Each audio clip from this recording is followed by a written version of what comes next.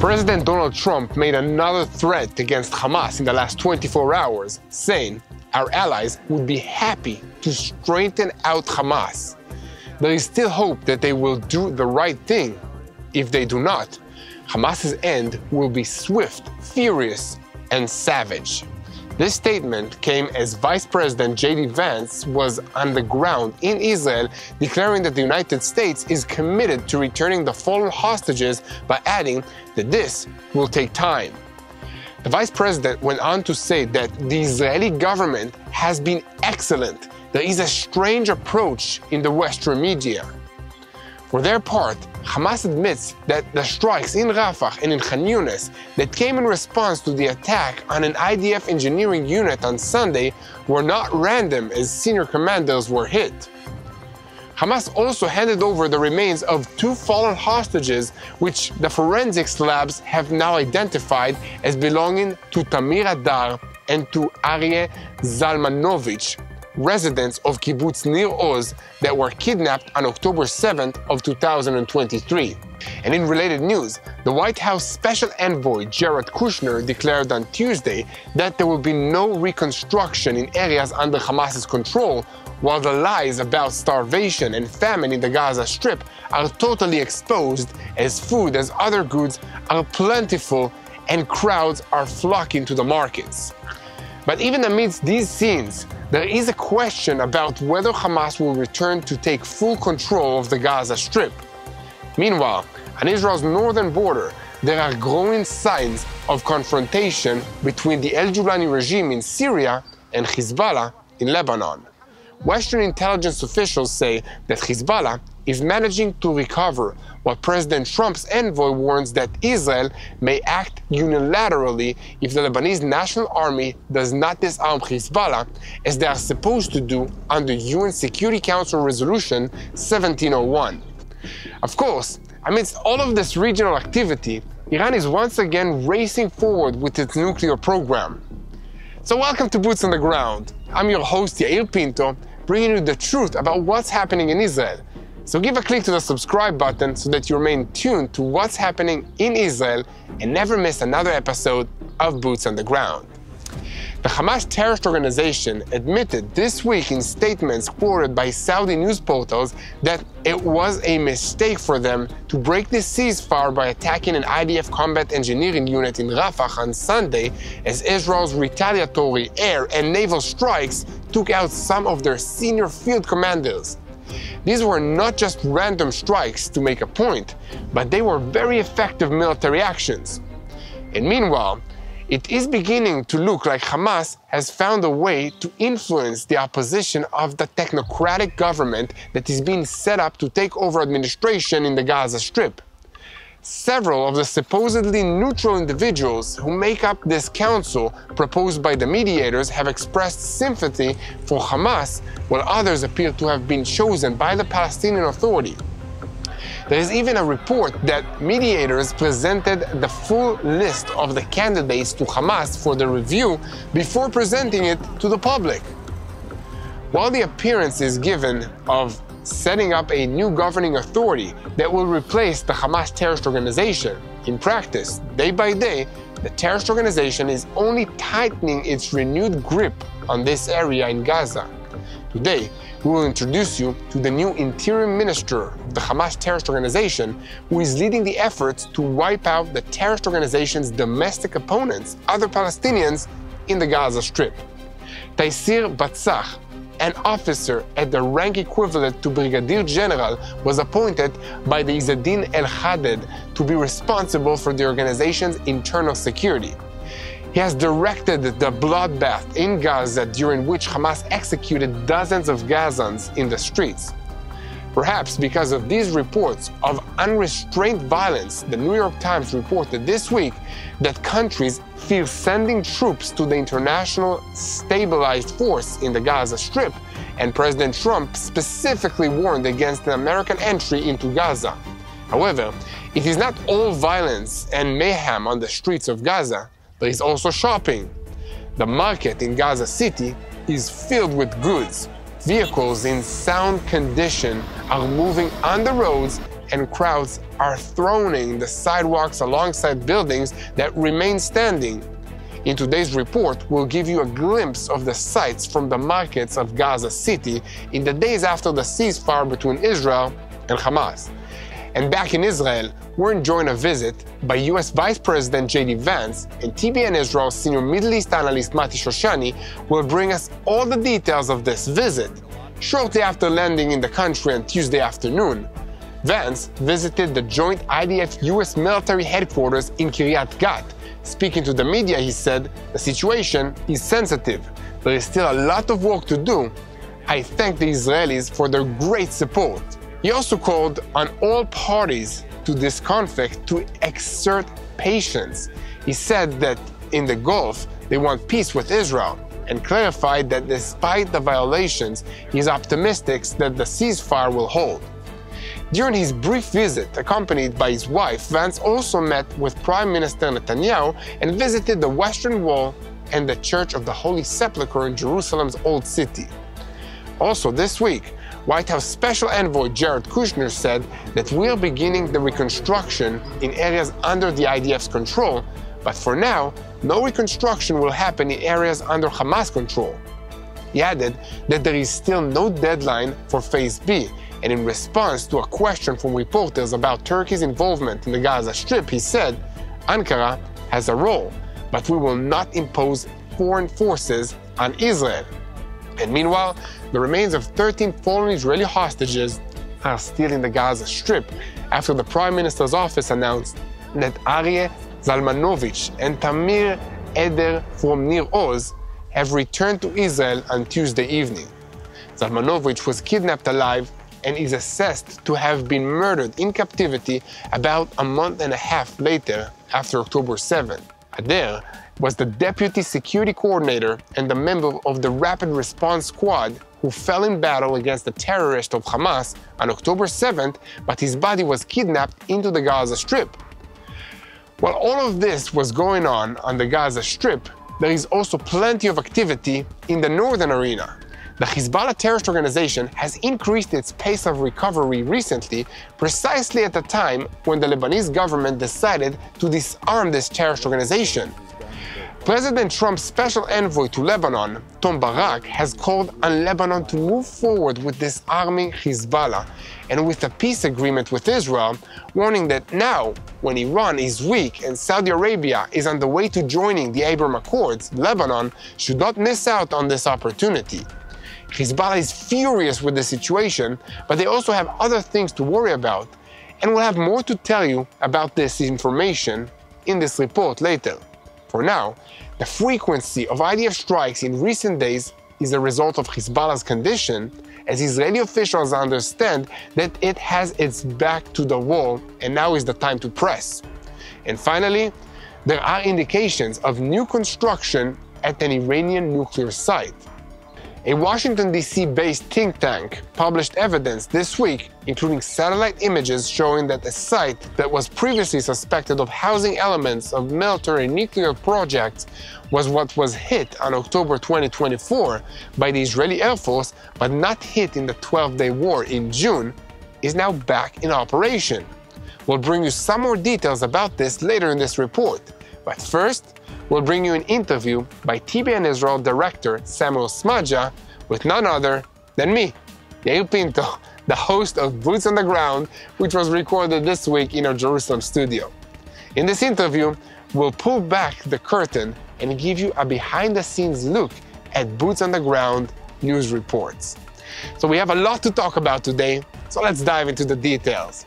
I'm Yair Pinto, and with me is Mati Shoshani, and this is your Boots on the Ground report about what's happening in Israel, including all the truth about the continuing battle against Hamas, Hezbollah, the Houthis in Yemen, the Shia militias in Iraq, and all the other armed groups in this region that are operating under the orders of Iran's Islamic Revolutionary Guards Corps, which is the head of the crumbling axis of evil in the Middle East. A moment before we begin, I want to call on you to keep spreading the truth, share our content, because Israel is under an assault of lies, fake news, and anti-Semitic propaganda. Radical Islamist organizations are working hard to spread lies of anti-Semitism. And we, at Boots on the Ground, fight day by day with the truth. So leave a comment, give a like, and share our content with as many people as possible. And the most important thing that you can do is hit that subscribe button so that you never miss another episode of Boots on the Ground. And now, we are starting today's news report with an announcement by the Prime Minister and his office from early Wednesday morning that the remains of 2 fallen hostages, which were handed over to the Red Cross and then on to the IDF late on Tuesday evening, have been identified. They are Aryeh Zalman Zalmanovich and Tamir Adar of Kibbutz Nir Oz, surrounding the Gaza Strip. That means that as of today, there are still 13 hostages who were kidnapped on October 7th and were murdered by Hamas who have not yet returned home to Israel. But out of the 28 who were being held when the ceasefire agreement began, that's what remains. So the Saudi newspaper Ashraq al-Awsat reported on Tuesday that the Hamas terrorist organization confirmed the elimination of 5 influential field commanders in Hamas's military wing and the severe wounding of another commander from the Israeli air and naval strikes on Sunday. Those strikes came in retaliation for the Hamas attacks on an IDF combat engineering unit which was operating in Rafah earlier on Sunday morning. That attack resulted in 2 fatalities amongst the IDF troops and the wounding of 3 others, a very severe violation of the ceasefire agreement which Israel had no choice but to respond to. And furthermore, the admission by Hamas comes after another incident this week in which the IDF eliminated suspects who crossed the yellow line in the Sajaiya area. 2 other suspects were wounded in a separate incident in the same area a short time later. And the IDF and the defensive establishment are examining the results of the recent kinetic activity in the Gaza Strip, and according to the intelligence assessments, a Hamas battalion commander, as well as Yahya el-Mabouch, the commander of the Nukhba company in the Northern Gaza Brigade in Hamas's military wing, who had been wanted since October 7th, are amongst those who were terminated this week. However, the IDF has also taken casualties, and on a Tuesday morning, 2 IDF soldiers were lightly wounded as a result of an explosive charge detonated in the southern parts of the Gaza Strip. The soldiers were evacuated for medical treatment at the hospital and their families were notified. So let's pray for them as well. Also on Tuesday, Hamas leader and the head of the terrorist organization's negotiation delegation, Khalil al-Khaya, continued to provide excuses regarding the slow release of the remains of the fallen, telling journalists that we are serious in our intention to retrieve the bodies of all the hostages, but we are encouraging very great difficulties and encountering them slowly in retrieving the bodies, and we are continuing with our efforts, according to Hamas. Meanwhile, and not for the first time, concerns was reported regarding the Middle Eastern allies that noted by Trump about sending forces to the Gaza Strip. The New York Times reported, cited diplomats of other figures familiar with the discussions on the issue, that the countries supposed to compose the international force are hesitant about sending their soldiers to the Gaza Strip, since they could enter into direct confrontation with Hamas terrorists while it is still an armed terrorist organization. According to sources who spoke with the Times, for several of the countries, even the chance of this is enough for them to back away from the idea and not participate in the force at all. In addition, some of the countries also noted in close discussions that they do not want their forces deployed in city centers in the Gaza Strip because of danger posed there by Hamas and its tunnel networks. I have a personal comment to make about all of this. I was in the Gaza Strip serving as an officer in the IDF. And I can tell anyone who is listening that yes, it is dangerous there, but that's why you have training, that's why you have a helmet, body armor, equipment, and training to deal with these threats and the problems. And to all these governments of these countries who are supposed to be sending soldiers into Gaza as part of this plan, I can tell you that if you give your soldiers the right tools, they can do this job. If you don't even want them to try, then you need to think about what message that sends to the entire world and especially to Iran. To the soldiers of these countries, when you go into Gaza, be careful, keep your eyes open, take nothing for granted, and be strong and courageous. We will all be praying for your safety and for your success in this mission to dismantle Hamas.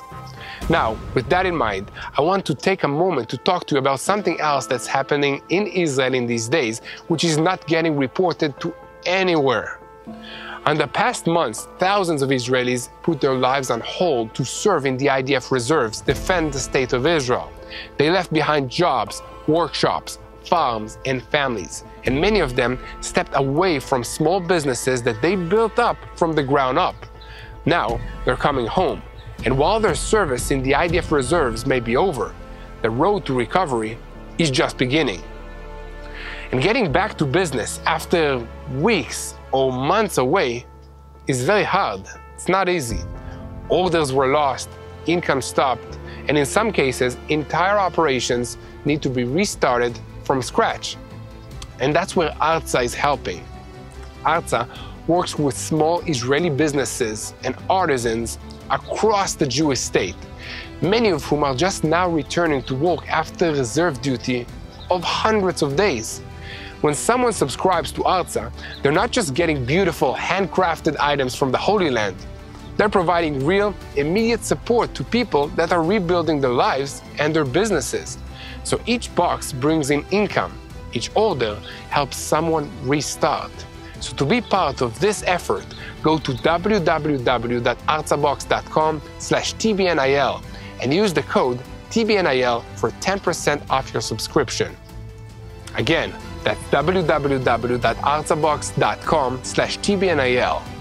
Helping Israel's reservists step back into life one box at a time and getting beautiful stuff from Israel. And now, we're getting back into the news and keeping our focus on the Gaza Strip, which is supposed to be making a transition to the post-Hamas government structure. However, on the ground, it does not look like that's what's happening, because Hamas, in practice, is continuing to hold on tightly to power, barbarically wiping out all of their domestic opponents and their opposition, other Palestinians, in grisly public executions, while also playing a role in picking the team of technocrats who are supposed to be part of that transitional government to replace them. Reports have emerged this week that as many as half of the Technocratic Council, which is meant to replace Hamas as the governing body in the Gaza Strip, in fact, was handpicked by Hamas officials who received the list of these candidates from the council from the mediating countries before it was publicly released. The individuals Hamas signed off on this list are reportedly sympathetic to Hamas, even if they are not openly and explicitly supporters of this terrorist organization. And once again, it has been reported that the mediators, chiefly Egypt, presented Hamas with the full list of the proposed composition of order to allay its concerns before the list was publicly released. And the Palestinian Authority has also selected several members of the new council, which was aware that Hamas would also be picking their own people from this list. This dramatic step will, in practice, leave Hamas with a measure of grip on the control of the Gaza Strip in the post-war period through the back doors. And according to sources quoted in this report, this technocratic council, such as it, will be supported by multinational force that is led by Egypt. The plan is for this force of approximately 4,000 soldiers from Egypt, Azerbaijan, Turkey, and Indonesia to be armed with light weapons and armored vehicles, but no tanks or other heavy weapons. The plan is for these forces to operate in areas from which Israel will withdraw in the first stage of President Trump's peace plan. Officials have explained that the force alongside the Peace Council headed by Trump, together with leaders like Tony Blair, will also help provide basic services to Gaza residents and strengthen the local authorities. However, as I said before, governments are hesitant to send their forces into the Gaza Strip because they are afraid that they might get hurt in that location. And we'll have to see what happens with this part of the deal moving forward. In any case, the Egyptians are the ones who took sponsorships over the governing body in the Gaza Strip, and through it, they are also trying to pave the way for an intra-Palestinian reconciliation between Hamas and the Palestinian Authority. Thus, we can see Egypt's complex position. On the one hand, their main priority is a desire to maintain the stability of the Gaza Strip, which borders Egypt on the northern part of the Sinai Peninsula. On the other hand, they have no love for Hamas, but they also know that for now, they might have to allow them to have a behind-the-scenes role in the Gaza Strip if there is to be a stability in that location, and something called a future. For its part, Israel is demanding of the United States not to begin the Strip's rehabilitation before acting on the ground and making sure that Hamas is ready to disarm of its weapons. One of the steps now being discussed with the American administration is the question of neutralizing the tunnels in the Gaza Strip. Israel would like to see the tunnel network completely demolished, and the IDF Combat Engineering, who have a lot of experience doing these exact missions, are eager to supervise this process. The American administration wants to begin with a pilot in Rafah, the southern city of the Gaza Strip, and Israel agreed to this possibility. An Israeli security delegation was also in Cairo this week, participating in discussions with representatives from Egypt, Qatar, and also Turkey. And according to sources familiar with the discussions of the sides, they spoke, amongst other things, about the Strip's rehabilitation, as well as the possibility that a foreign force would enter to operate inside Gaza at some point. Now, circling back to this issue, we can see that in addition to Egypt, Indonesia, Azerbaijan, and Pakistan are the prominent candidates to send soldiers to the forced plan to operate in the future of the Gaza Strip. This is according to a report this week in the Politico news site, which cited American officials that are familiar with the details of this issue. Once again, I can say that whether soldiers enter the Gaza Strip or not, they will need our prayers, because the job that they have to do there is very difficult and very dangerous. Because Hamas is a terrorist organization that does not want to lose its grip over the Palestinian people inside the Gaza Strip. This is who we are dealing with. And a powerful reminder of this came this week as we learned about the new Hamas Minister of Interior, Taysir Bassach. As you can imagine, the Hamas Interior Minister is not issuing driver's licenses and zoning permits like Interior Ministry in other countries around the world. Hamas does not concern itself with such things, but focuses on its main priority, which is making sure that the population is too scared to do anything but obey the edicts of this terrorist organization and its leadership. Taysir Bassach, who was appointed to the post responsible for Hamas's internal security in the Gaza Strip, is the one who enshrined and directed the massacre of Hamas' domestic opponents, any Palestinian who opposes the terrorist organization. And we don't have exact numbers, but the last 2 weeks, it is estimated that several hundred Gazans, Palestinians, were rounded up and executed in public, while people filmed it on their phones and posted the films on the internet and on social media networks. Bassach was appointed by the head of Hamas's military wing, Izzeldin al-Haddad, is now nicknamed the Butcher of Gaza, and he's an officer at the rank equivalent to Brigadier General. And here at TBN Israel, we will continue to bring you all the truth about what's happening in Israel, so keep spreading it, share, follow us, and most importantly, make sure to hit that subscribe button so that you never miss another episode of Boots on the Ground. Now, we will move on to TBN Israel's senior Middle East analyst, Mati Shoshani. Mati, for the moment, the ceasefire came into force a week ago, and it still holds, but senior White House officials have been in Israel and are in practice managing the matter with full force, making sure it will not collapse. Alongside the visit of US President Donald Trump in this country, his envoys, Steve Witkoff and Jared Kushner, also we have J.D. Vance in the country. So, can you please explain to us what's the sensitivity on the ground, what is the purpose of this meeting, and what are we to expect in the coming days? That's right. We're looking at a very tense situation as it comes to the application and the upholding of the ceasefire agreement between Israel and Hamas. All bets are off as to how the next phase of that agreement is going to play out, but what we do know is that the US government is paying close attention to everything happening here on the ground. So much so that right now, as I'm recording this, Vice President J.D. Vance is on the ground in Israel, making sure that this agreement moves into the next phase instead of exploding in our faces, pun intended, by the way, between Israel and Hamas. Over the last weeks, Hamas has violated the ceasefire agreement repeatedly. We've seen them apply violence throughout the Gaza Strip and carry out attacks against the IDF soldiers. But for now, the ceasefire agreement has held up. Over the next minutes, we're going to break down what the US is doing, how this applies to Israel, and what's going to happen next in the Gaza Strip. So the first question, of course, is Hamas upholding the ceasefire agreement? And the simple answer to that is yes, but also no. And let me break that down for you.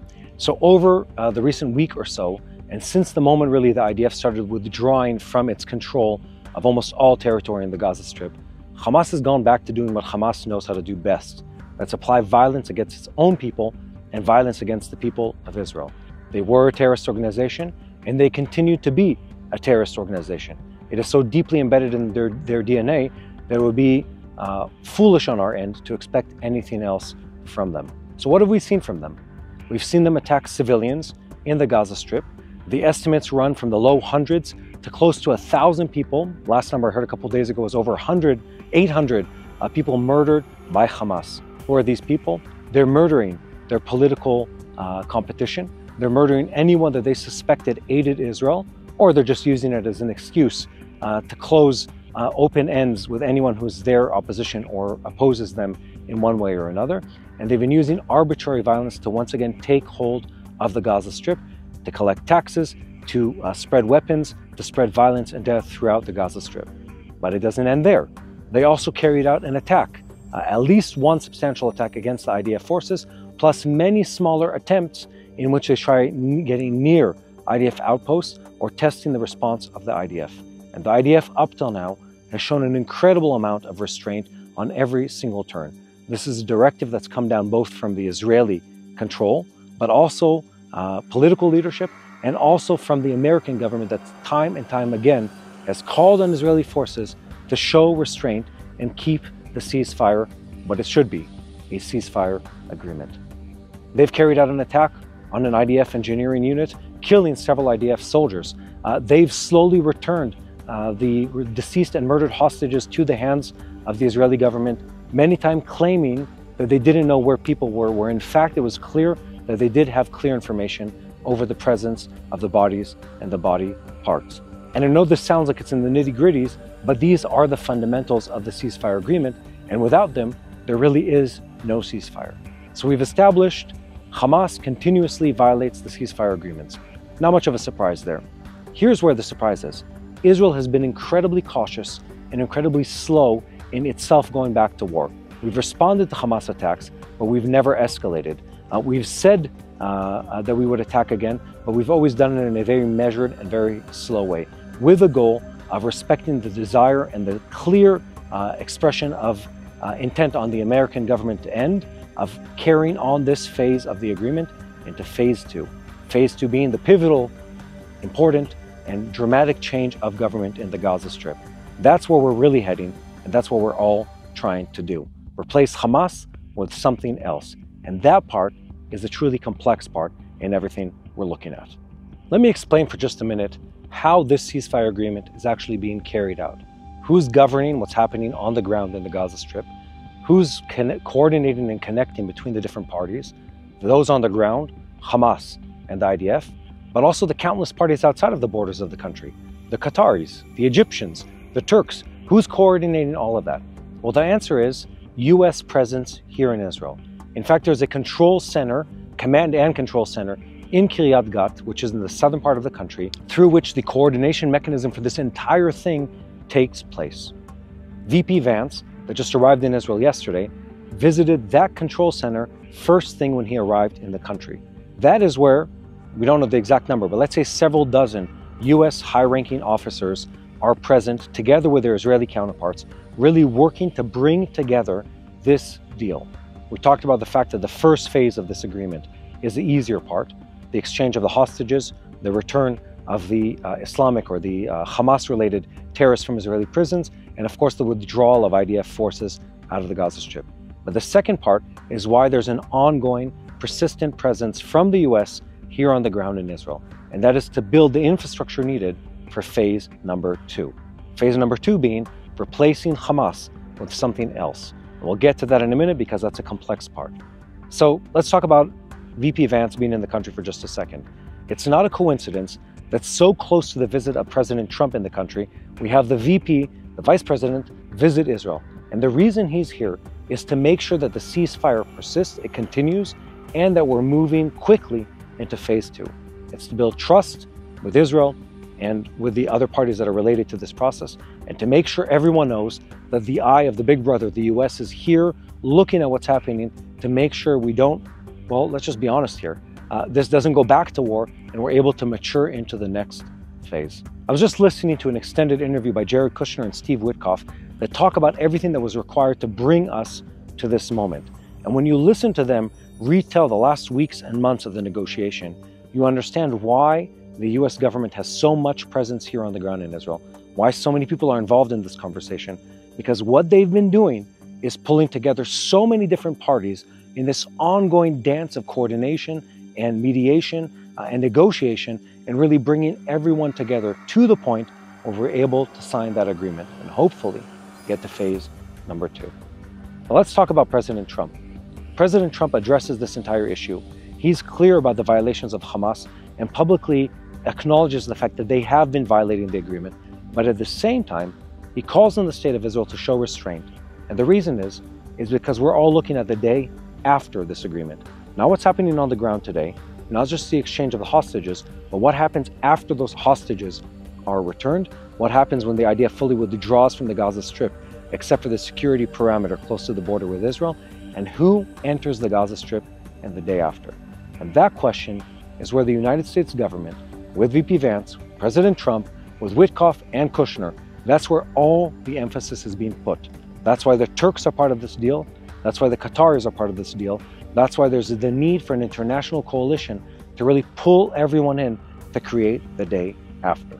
The biggest question here is, how does the Gaza Strip mature from Hamas control over civilian life and military control? How does it mature to the next thing? That has been where much of the negotiation energy and effort has been placed up till now, and that's the biggest challenge that's going to face the US, the Qataris, the Turks, and Israel in weeks and months to come. Let's be honest here.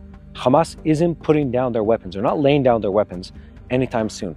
They're not going to resign from their roles as the dictators of the Gaza Strip and say, guys, we were wrong, let's move on to the next thing. That day isn't going to come anytime soon. What's going to need to happen is military force, both by Israeli pressure and an international coalition, to squeeze Hamas into giving up or relinquishing at least some of their control of the Gaza Strip. What does that look like?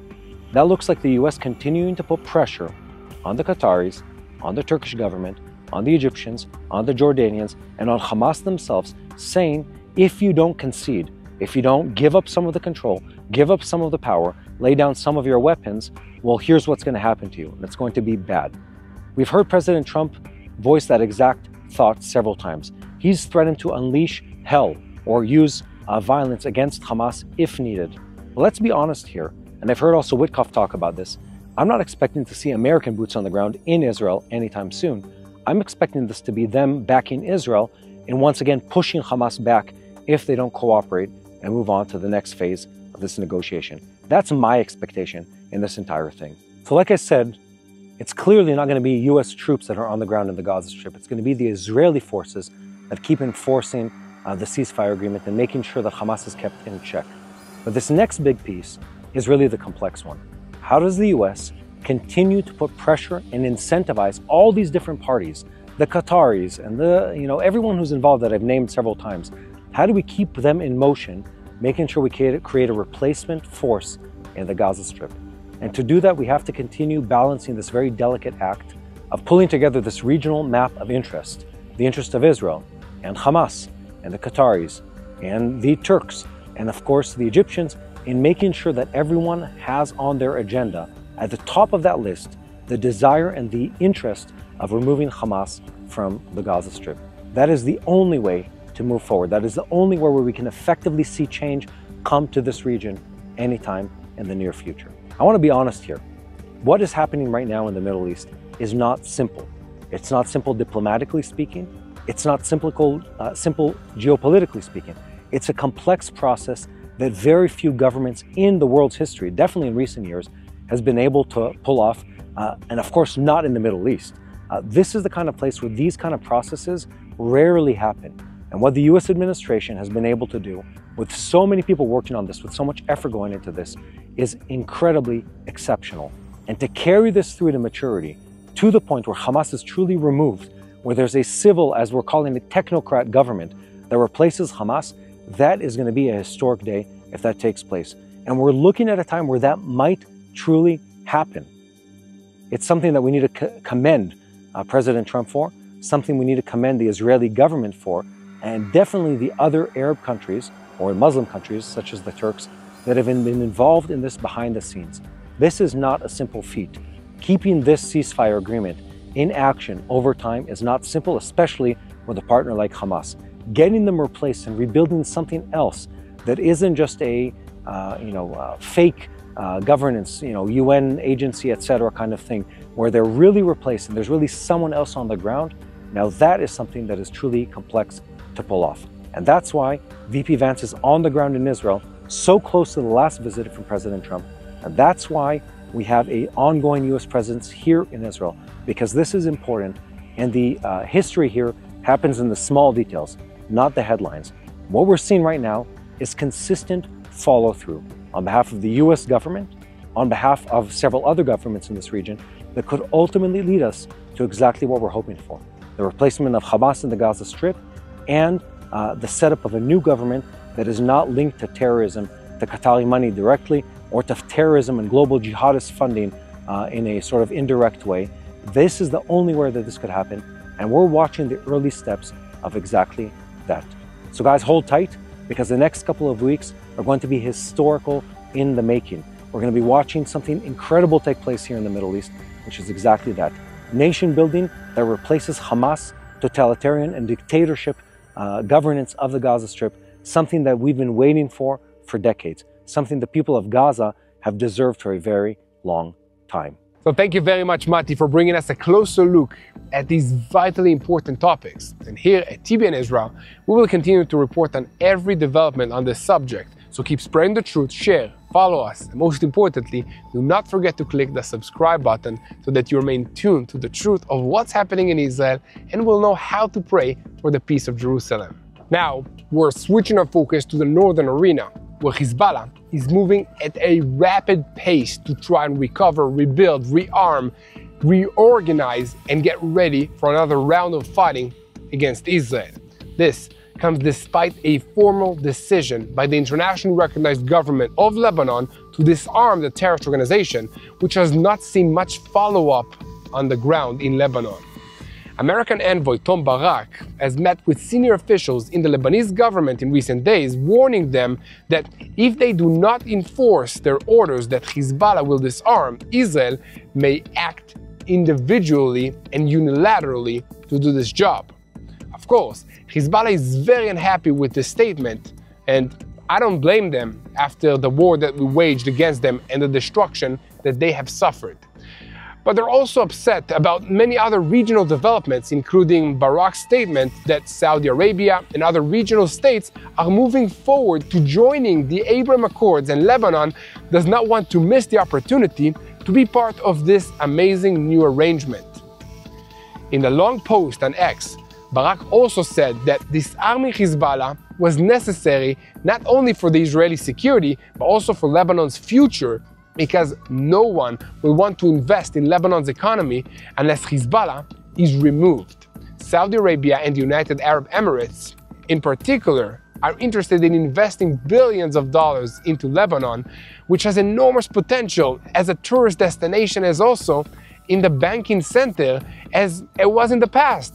But they will not take this step as long as Hezbollah, a terrorist organization, is armed and threatening to plunge the country into yet another conflict with Israel or with someone else. And Israel is also interested in doing business with a peaceful, prosperous Lebanon. But for now, the IDF is deployed inside Lebanese territory at 5 points and is prepared to strike Hezbollah hard if it continues to pose a threat. Barak also said, which should be obvious to everyone by now, that exclusive control of the Lebanese army over the territory of Lebanon is a basic condition for the state's stability. The country should be controlling all the arms and not the terrorist organization. Hezbollah is reacting with white-hot rage to Barak's post and to all of these other developments, and I'm sure that we'll hear more about that in the days ahead. But for now, it's important to note that a significant change is taking shape in the approach of the Lebanese leadership, amongst other things, against the background of intensive mediation efforts by the United States. There is a consensus amongst the Lebanese officials that the time has come for Hezbollah to hand over its weapons to the Lebanese National Army, but so far they have not yet begun this process of handing over their guns. An American official familiar with the situation said this week that I have not seen Hezbollah hand over even one pistol, not to mention heavy weapons. They offer to transfer the heavy weapons, but to keep the light weapons with them? And it's a trick. Their goal is to buy time, bring in new means for warfare, and replace commanders who are terminated in this war against Israel. Of course, Israel is not going to just sit still and watch Hezbollah rebuild itself, its infrastructure, and its command structure. So almost every day we see reports about IDF strikes on Hezbollah terror positions, on its personnel, on its equipment, and on its smuggling routes in southern Lebanon. It is a situation that everyone is tired of and would like to put behind us, but so far, Hezbollah insists on continuing on this path. And here, at TBN Israel, we will continue to report on all these developments moving forward, so keep spreading the truth, share, and follow us. And most importantly, don't forget to click on the subscribe button so that you will stay tuned to the truth in real time and never miss another episode of Boots on the Ground. And finally, we're shifting our focus to Iran, where the Washington, D.C. based Institute for Science and for International Security think tank published a report this week including satellite photos which show new construction at an Iranian nuclear site previously suspected of being linked to a nuclear weapons program. The site at the Parchin military base is about 30 kilometers outside of Tehran, and it was destroyed in an Israeli Air Force strike last October, but was not touched again in the 12-day war when Israel and the United States struck Iran's facilities. The report said, amongst other things, that it is not possible to discern the purpose of the new construction on this location from these images, but there may be also numerous other non-nuclear purposes. Construction occurring at a former nuclear weapons development site of the Ahmad program is very worrying, and it raises many questions about the true purpose and nature of these facilities in that location. Let's recall, the project, Ahmad, was a scientific secret project whose alleged aim was the development of a nuclear weapon. It began in 1989 and ended in 2003, and according to the International Atomic Energy Agency, IAEA, they were developing purposes for nuclear weapons. This week, Iran's Supreme Leader Ayatollah Ali Khamenei issued a long series of tweets on his X account in which he mocked the US President Donald Trump and his assessment regarding the destruction of the nuclear facilities of Iran. And here, at TBN Israel, we will continue to bring you all the truth about what's happening on the ground, and now we'll move on to an in-depth interview from our studio in Jerusalem, where TBN Israel director Samuel Smadja will bring us an interview with none other than me, Yair Pinto. So I hope you really will enjoy this. Check it out. I think our next guest, I really don't need to introduce. Yair, what a great joy. We just saw you on the program before, and now we're sitting together here in the studio. Yair, you've been doing a great job on Boots on the Ground. Both you and Mati have been working very hard in order to bring a stable, Bible-oriented news from Israel. Mm-hmm. On behalf of everybody watching, I just want to say thank you. On behalf of TBN, the leadership on TBN, I just want to say thank you to you and to Mati, and also thank you for your families, because often you had to leave and do a report, so it's a great opportunity to thank you, and it's a great opportunity to talk on the behind the scenes of Boots on the Ground. First of all, it's great to be here, and I'm really honored to be interviewed by you. Come on. and I think you should introduce me, by the way. No, listen, you and the rest of the TBN guys gave me the opportunity to even share what's happening in Israel. And then this mission kind of emerged because I realized when I was in the beginning days of this war in the IDF that there are so many lies that are being spread all across the world against Israel, saying that Israel is the bad guys despite the fact that Hamas carried out an attack against us, taking hostages into Gaza. And we had to act.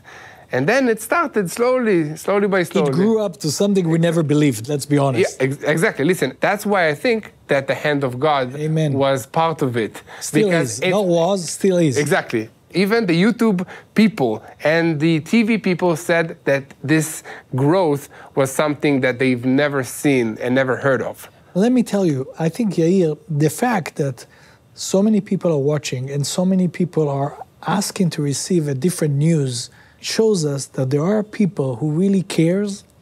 There are people who really love Israel. There are people who are praying for Israel. And I think it's our role to be here and, yes, to represent Israel, but also to represent the people who are watching us, to be their voice and to bring them what they really need to hear. The main areas that we are working at TBN Israel, at Boots on the Ground, is to, first of all, share the truth to the viewers around the world, which is very, very important. Everybody says he's sharing the truth.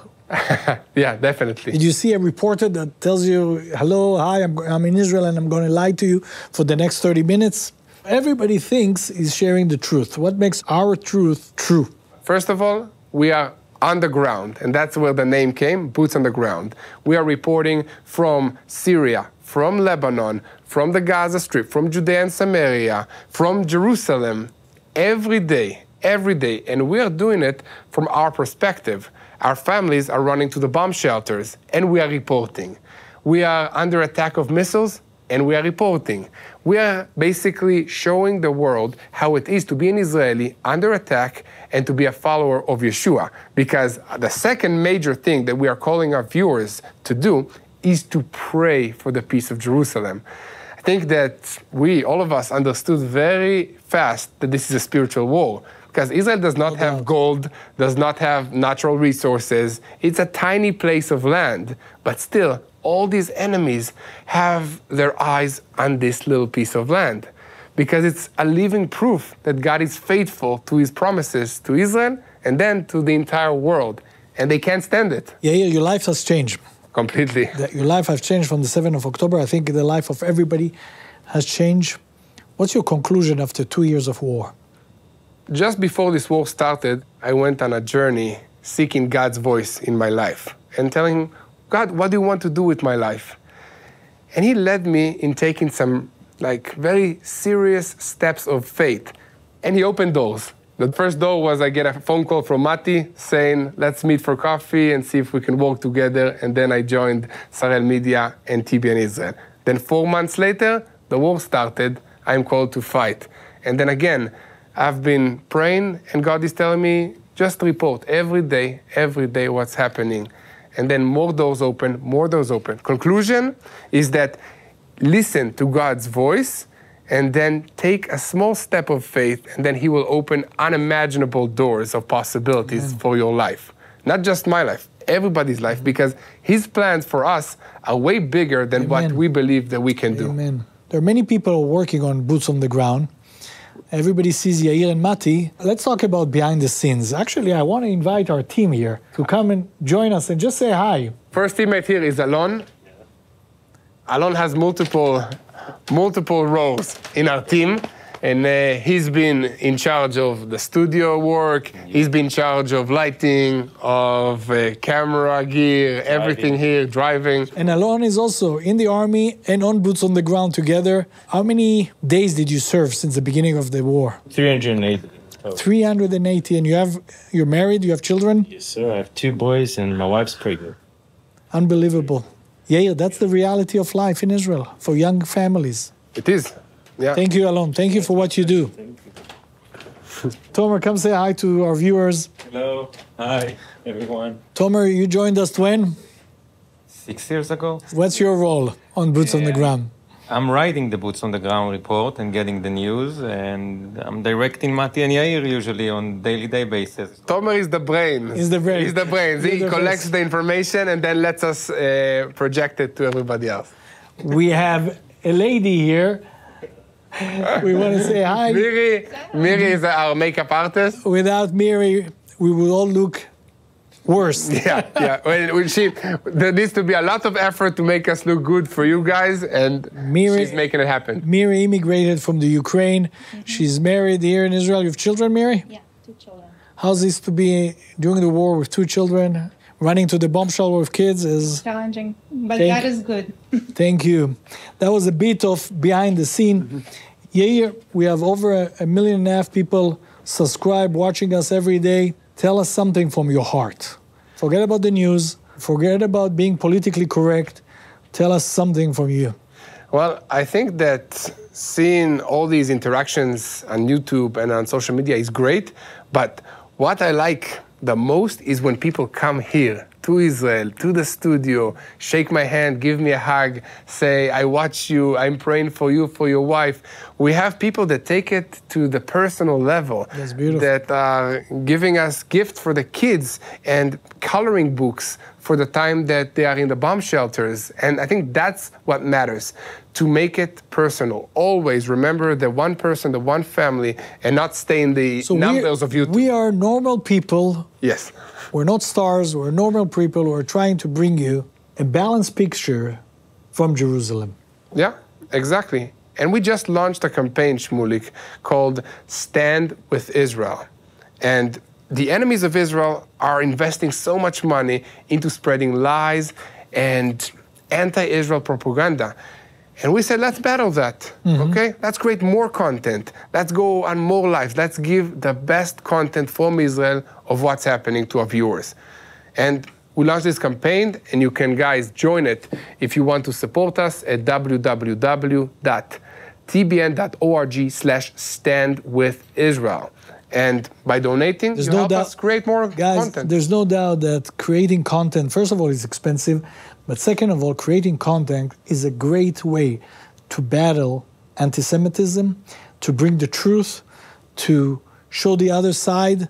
And it's an opportunity also to thank our team in the US, Matt and Lori Crouch, for really giving us the opportunity here from Israel to create content. We have beautiful studios. You're all invited to our studios, like Yair said. But we want you to help and support doing this amazing and important work. One thing that symbolizes our generation is not the truth, is the lie. Yeah. Today, if you want to spread lie, it's very easy. Spreading the truth, it's way harder. Israel is great on the ground, the military ground, fighting in technology and so on, but again and again, we're losing the media battle. Yes. Can you elaborate on that? I think it's very biblical. Because also in the times of Jesus and throughout the Bible, we see that the devil used half-truths and lies and deception in order to steal people's hearts and steal them away from God. And this is what's happening now. Israel is living proof of God's faithfulness. After 2,000 years, He brought us back into this land, speaking the same language, to the same location, Jerusalem. And the enemy cannot stand that. So they want to destroy us, wipe us out from the river to the sea. And they're using these half-truths and slogans and catchy phrases in order to make us look like the bad guys, like the enemies. And sadly, it's working for them because the world is falling for these lies. But the only thing stronger than a lie is the truth. So that's what we should focus on. You mentioned something beautiful, the half-truth. Yeah. 90% of the truth is still a lie. This 10% that is missing makes it a lie. Yeah, exactly. And they became very, very professional in doing that. Yes, the IDF is fighting in Gaza. Yes, the Gazan people are suffering, but it's not because of Israel. It's because a terrorist organization is in control of the Gaza Strip and is determined to destroy all the Jewish people from Israel, all the people of Israel, from the river to the sea. That's their slogan. Yeah, there's no doubt that when we look on the Middle East today, we see a totally different Middle East. Would you ever believe that the result of the 7th of October will be that Hezbollah is not existent, Iran is not even a major issue anymore? The whole Middle East has changed. Hamas is destroyed. I mean, unbelievable. We are living in a new reality. You know, that's something that I really love about God. He's the master in turning a terrible situation into an amazing opportunity to show that He is still performing biblical level miracles today. You believe we're living in an amazing opportunity, an amazing time? Yeah. If you have any kind of struggles with your faith, just open the news, go to TBN, watch Boots on the Ground or other news channels about Israel, and see that despite all odds against 7 fronts, Israel is still here. It's winning, intercepting 90% of missiles that are flying at us. And we are smiling here, talking in Jerusalem. Unbelievable. It is a miracle. It is a miracle. Thank you, Yair. Thank you for the job you're doing. And thank you, guys, for praying for the peace of Jerusalem and standing with Israel in this time. Thank you for your love. Thank you for support of TBN Israel and TBN in large. Thank you, and shalom from Jerusalem.